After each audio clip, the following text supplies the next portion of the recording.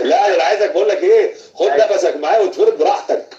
لا معاك انا بحب، انا معاك احنا بنسمع ساعات ونعدي الطيب. لا لا لا ده احنا لازم نقعد قريب عشان ناخدك باحتكار. ايوه ايوه ايوه هو كده انا هو ده الكلام. طيب كابتن عبد الجليل الاول قالت لك تصريح. بص انا يعني في التصريحات اللي زي دي بحب انه صاحبها اللي يفسرها. محمد عبد الجليل لاعب الاهلي الاسبق زعلان قوي من اللي بيعمله كابتن مصطفى يونس. ده كان بيبات عند الخطيب والخطيب كان بيبات عنده. مهما حصل ما ينفعش اللي بيعمله الكابتن مصطفى. انا ما بدخلش الاهلي بقالي 13 سنه بس عمري ما اجي على حد في الاهلي. ده تصريح نازل في كوره 11 على لسانك، انت يبدو قلت في رساله اعلانيه او حاجه. دي حقيقه يا محمد. قول لي بقى. هو انا مش بجرح في كابتن مصطفى ولا بجرح في حد، ودي حقيقه. مفيش تجريح، بس انت النهارده بتقول رايك كراجل منتمي للاهلي ومن نجوم الاهلي السابقين. زعلان من الكابتن مصطفى؟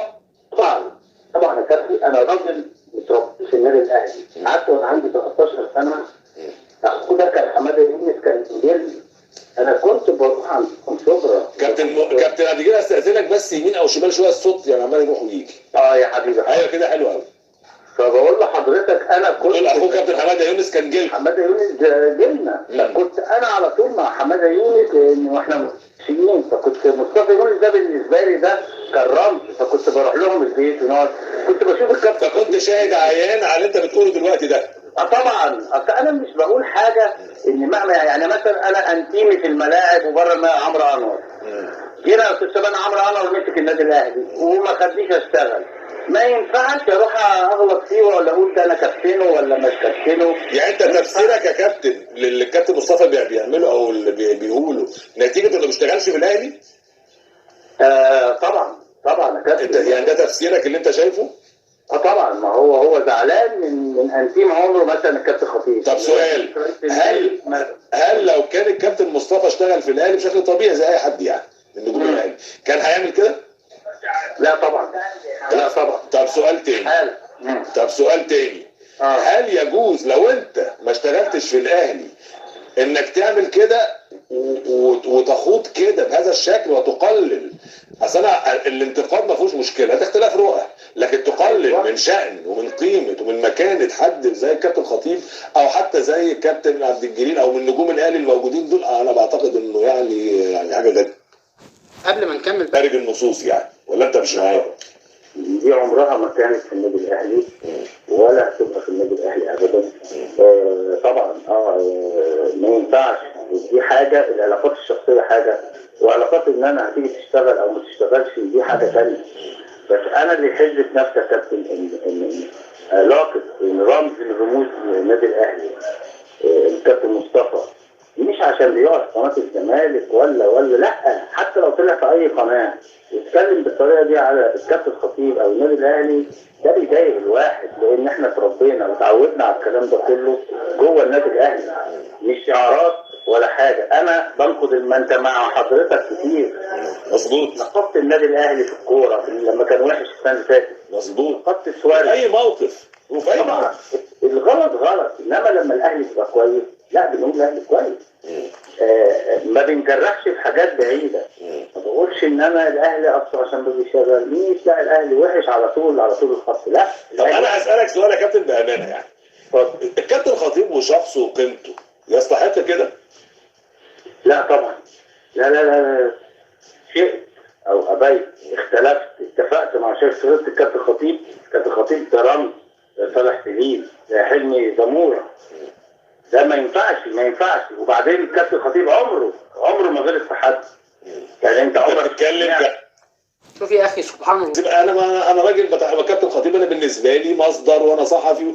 حضرتك بتتكلم وانت شريك جوه النادي الاهلي، انت بتتكلم عمرك كله، انت نصه او فتره طويله جدا قضيتها جوه النادي الاهلي، فانت بتتكلم وانت شاهد عيان انه الكابتن خطيب جوه النادي الاهلي لم في يوم. انت بتقول دلوقتي نتيجه ان انت كنت موجود طول الوقت في النادي طبعا، ما بتشوفوش يخطئ في حد ولا عمرك سمعته اتكلم على الكابتن مصطفى معاك مثلا في حاجه او على العكس.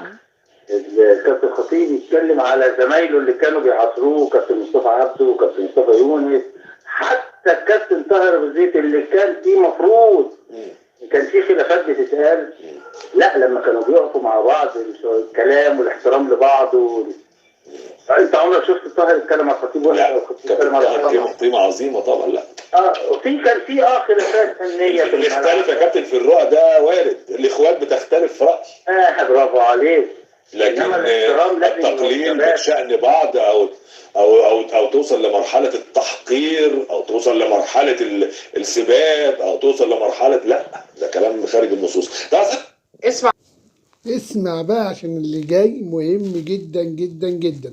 عمالين ننصح مصطفى يونس والجماهير تنصح مصطفى يونس وزمايله القدامى ينصحوا مصطفى يونس، لكن مفيش فايده في مصطفى يونس. اسمعوا اللي جاي جدا جدا لان مهم جدا، واتكلمنا مره واتنين وقلنا له يا مصطفى بلاش تعمل كده على الخطيب، بلاش تتكلم كده على النادي الاهلي، والخطيب راجل محترم ما بيغلطش في حد. اسمعوا يا رجاله.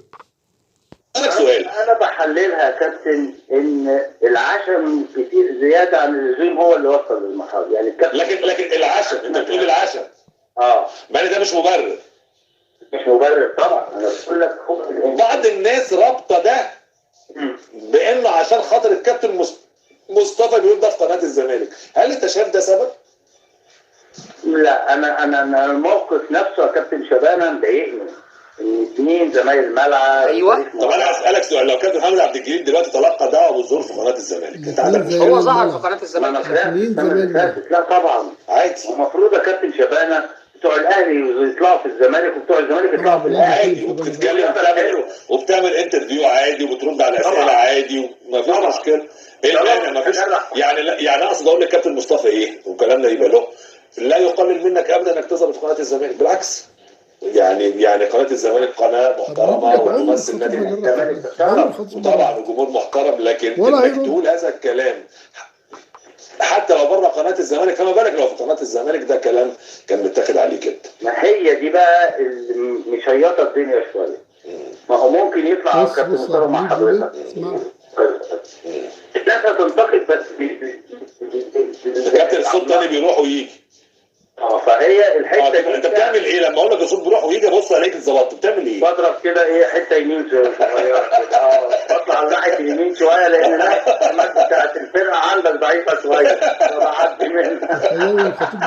يعني انت بتقول ان هو لو قال في اي حته الناس هتتضايق، فما بالك لو قال في قناه الزمالك؟ الله يفتح عليك، يعني الناس بتضايق شويه، انما في قناه الزمالك كمان يعني انا كابتن هي دي المهمه وكابتن طاهر كابتن في قناه الاهلي ما حدش يتكلم على الزمالك وين ساعتها، فالناس مشيتها. انت فاهم؟ كابتن حسن شحاته طلع في قناه الاهلي.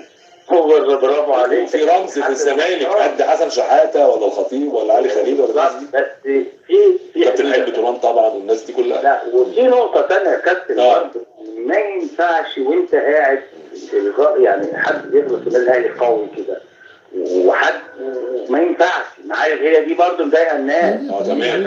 لا تجاوزات ضد النادي الاهلي يعني. وانا قاعد دي بتضايق كتير قوي. سمعت يا رجاله محمد عبد الجليل بيقول ايه؟ ما ينفعش يكون انت قاعد في قناه الزمالك والناس اللي قاعده حواليك يا مصطفى تجرح في النادي الاهلي. النادي الاهلي ده ارهابي، النادي الاهلي ده بطولاته حرام، وما ينفعش وانت لعبت في النادي الاهلي. ما ينفعش اللي انت بتعمله يا مصطفى يونس، تسمع اهانه النادي الاهلي وكابتن محمود الخطيب تهين وانت كمان بنفسك. ما ينفعش لانك انت لعبت في النادي الاهلي. الخطيب ياما شال الناس كلها وياما شالك انت راخر، فانت قاعد تجرح في الخطيب والناس اللي حواليك تجرح في النادي الاهلي وانت ما بتردش من فوق ولا من تحت. هو ده محمد عبد الجليل بيلوم على مصطفى يونس. قال لك احنا مش راضيين على اللي مصطفى يونس بيعمله اطلاقا، قولا واحدا مش راضيين على اللي مصطفى يونس بيعمله اطلاقا. وما ينفعش مصطفى يونس يعمل كده مع شريف زميل عمره في الملاعب. تخيلوا بقى الفترة دي كلها ومهاجمة مصطفى يونس اللي الخطيب ما بيردش، واللي هم بيحبوه وعاشروه في الملاعب هم اللي بيردوا بلسانه ويدافعوا عليه، بدليل ان الراجل بريء، ان الراجل محترم، ان الراجل شايل الناس كلها، ان الراجل بيعمل لمصلحة النادي الاهلي. اسمعوا وعقلوا يا رجالة يا جماهير، والسلام عليكم ورحمة الله وبركاته.